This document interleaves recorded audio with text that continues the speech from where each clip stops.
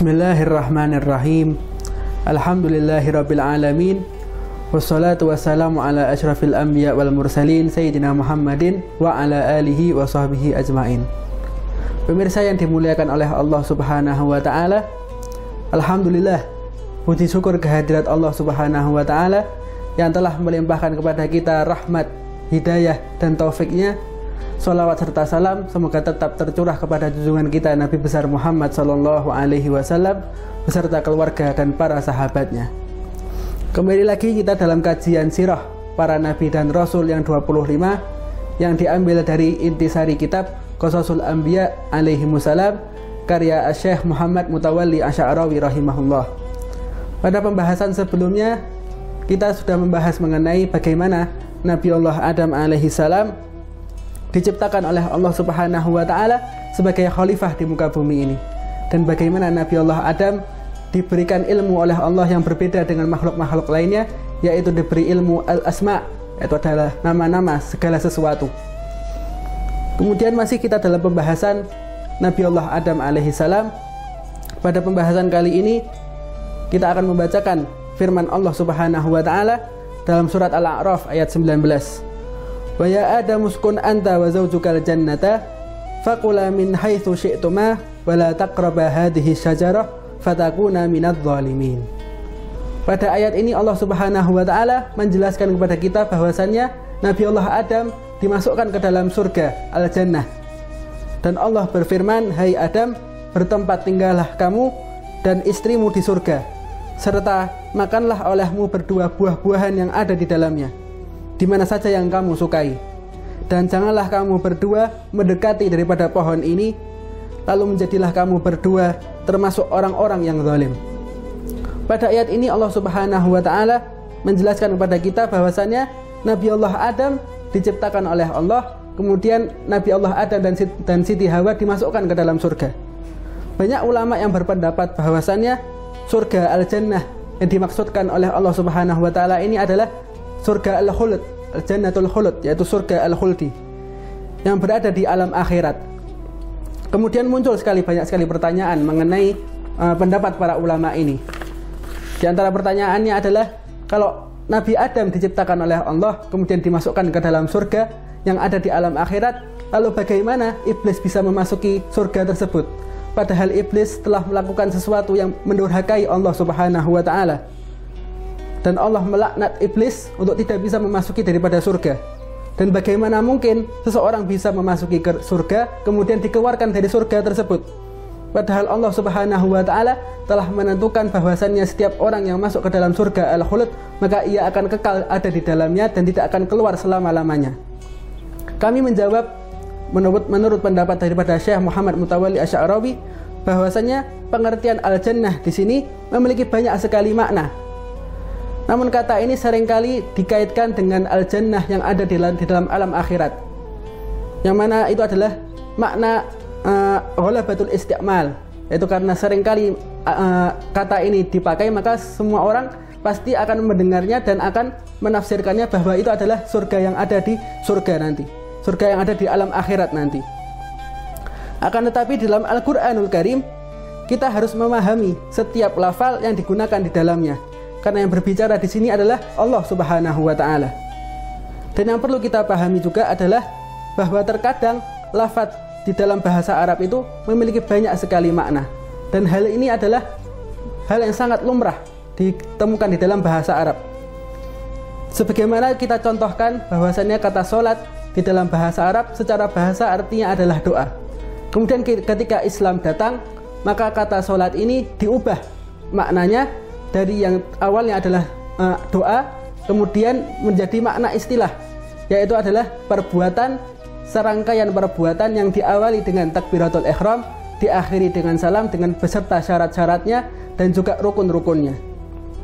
Sehingga lafal solat mengalami perubahan daripada makna ketika Islam datang dan mengemukakan daripada thariqah Islam, daripada manhaj Allah Subhanahu wa taala.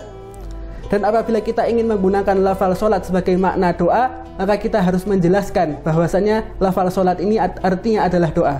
Dan inilah tugas para ulama mufassirin untuk menjelaskan lafal-lafal di dalam Al-Quran sehingga dapat memahamkan siapapun yang membacanya dari kaum muslimin. Al-Jannah di sini juga memiliki dua makna. Makna secara bahasa Al-Jannah yaitu adalah yang tertutup. Maksudnya di sini adalah Al-Jannah adalah kebun yang berisi dengan banyak sekali pepohonan yang beraneka ragam dan buah-buahan yang banyak sekali macamnya. Sehingga orang yang berada di dalam Al-Jannah tersebut, di dalam kebun tersebut, ia akan tertutup daripada dunia luar.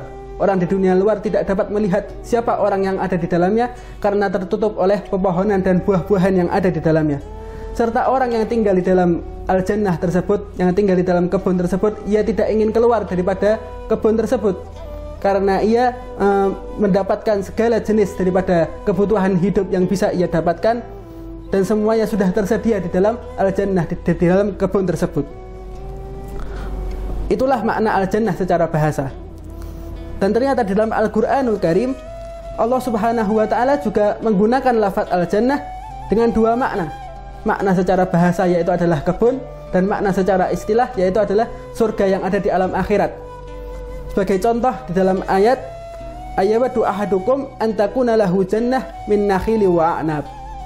Apakah ada salah seorang di antaramu yang ingin memiliki kebun kurma dan kebun anggur? Kemudian dalam ayat lain, "Kamatsali jannatin bi rabwatin asabaha wabilun." Seperti sebuah kebun yang terletak di dataran tinggi yang disiram oleh hujan yang lebat.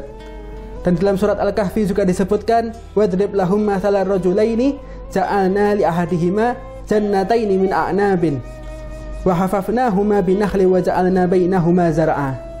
Dan berikanlah kepada mereka sebuah perumpamaan, dua orang laki-laki. Kami jadikan bagi seorang di antara keduanya al-jannah, jannataini, yaitu dua kebun anggur dan kebun kurma, dan kami kelilingi kedua kebun itu dengan pohon-pohon kurma dan pohon-pohon anggur. Di antara kedua kebun itu kami buatkan ladang. Ketika ayat tadi menjelaskan kepada kita bahwasannya lafaz al-jannah yang disebutkan oleh Allah Subhanahu wa Ta'ala di dalam ayat-ayat tersebut artinya adalah kebun, bukan surga yang ada di dalam akhirat. Dan makna kebun ini adalah kebun yang ada di dunia, karena sesungguhnya Allah Subhanahu wa Ta'ala tidak mengatakan di dalam Al-Quran bahwa Nabi Adam diciptakan oleh Allah Subhanahu wa Ta'ala untuk hidup di surga. Akan tetapi Allah merencanakan Nabi Adam alaihissalam untuk hidup di dunia sebagai khalifah. Nabi Adam adalah makhluk yang diciptakan Allah untuk hidup di bumi dan bertugas untuk memakmurkan bumi. Maka janganlah mengatakan kalau seandainya Nabi Adam tidak bermaksiat kepada Allah Subhanahu wa Ta'ala, maka niscaya kita akan hidup di dalam surga. Ini adalah perkataan yang tidak baik untuk diucapkan, karena itu telah menyalahi daripada sunnatullah, daripada ketetapan Allah Subhanahu wa Ta'ala. Kemudian muncul juga pertanyaan, kalau memang Allah menciptakan Nabi Adam sebagai khalifah di bumi, lalu mengapa pada awalnya Allah menempatkan Nabi Adam di dalam Al-Jannah, di dalam kebun tersebut? Maka Syekh Muhammad Mutawalli Asy'arawi menjelaskan bahwasannya peristiwa ini terjadi sebagai pelajaran bagi kita semua, supaya kita dapat mengambil daripada hikmah kisah tersebut, yaitu supaya manusia mempraktekkan daripada manhaj Allah Subhanahu wa Ta'ala, mempraktekkan daripada perintah-perintah Allah dan menjauhi daripada larangan-larangan Allah. Allah telah menunjukkan kepada kita semuanya bahwa apabila engkau tidak menjalankan perintah Allah, maka tidak akan membawa dampak yang baik bagi kamu, maka kamu akan membuat kerusakan di muka bumi. Apabila kamu melanggar perintah-perintah Allah, maka kamu akan membuat kerusakan di muka bumi. Maka silahkan bagi manusia, apabila ia mendapati sesuatu yang dibolehkan oleh Allah, dimubahkan oleh Allah, untuk mendapatkannya, untuk memakan daripada buah-buahan yang dihalalkan oleh Allah, makanan-makanan yang dihalalkan oleh Allah. Manhaj Allah Subhanahu wa Ta'ala adalah asas yang mencegah perbuatan manusia untuk berbuat kerusakan. Dan Allah Subhanahu wa Ta'ala adalah zat yang maha mengetahui, dan Allah Subhanahu wa Ta'ala lah yang hanya Allah yang mengetahui bahwasannya apa yang baik bagi manusia dan apa yang buruk bagi manusia. Akan tetapi di dunia ini ada seorang makhluk yang mana mereka berusaha untuk menjauhkan kita daripada manhaj Allah Subhanahu wa Ta'ala. Mereka adalah setan dan iblis, yang mana mereka selalu berusaha membujuk Nabi Adam dan keturunannya untuk keluar dari jalan Allah Subhanahu wa Ta'ala. Mereka berhasil membujuk Nabi Allah Adam untuk memakan buah yang dilarang oleh Allah Subhanahu wa Ta'ala, sehingga Nabi Adam diturunkan ke dunia. Dan iblis terus membujuk manusia dan keturunannya Nabi Allah Adam alaihissalam untuk mengerjakan apa yang dilarang oleh Allah Subhanahu wa Ta'ala. Ketika Allah memerintahkan kita untuk sholat, maka setan kemudian membujuk kita untuk tidak melaksanakan sholat. Ketika Allah melarang kita untuk meminum minuman khamar, minuman keras, kemudian setan membujuk kita dengan memperindah daripada minuman keras itu, sehingga kita terbujuk untuk meminum daripada minuman keras tersebut. Itulah pekerjaan daripada setan yang ingin merusak manhaj Allah Subhanahu wa Ta'ala pada diri manusia. Sedangkan Allah menginginkan khalifahnya di muka bumi untuk mengikuti manhaj Allah Subhanahu wa Ta'ala, sehingga mereka dapat hidup bahagia di dunia sampai dengan di akhirat. Oleh karena itu, kita dapat mengetahui dari kisah ini bahwasannya jannah yang ditinggali oleh Nabi Allah Adam alaihissalam bukanlah surga al-khuld yang dijanjikan oleh Allah Subhanahu wa Ta'ala, yang disiapkan oleh Allah Subhanahu wa Ta'ala di akhirat nanti untuk orang-orang yang beriman kepada Allah Subhanahu wa Ta'ala dan menjalankan perintahnya.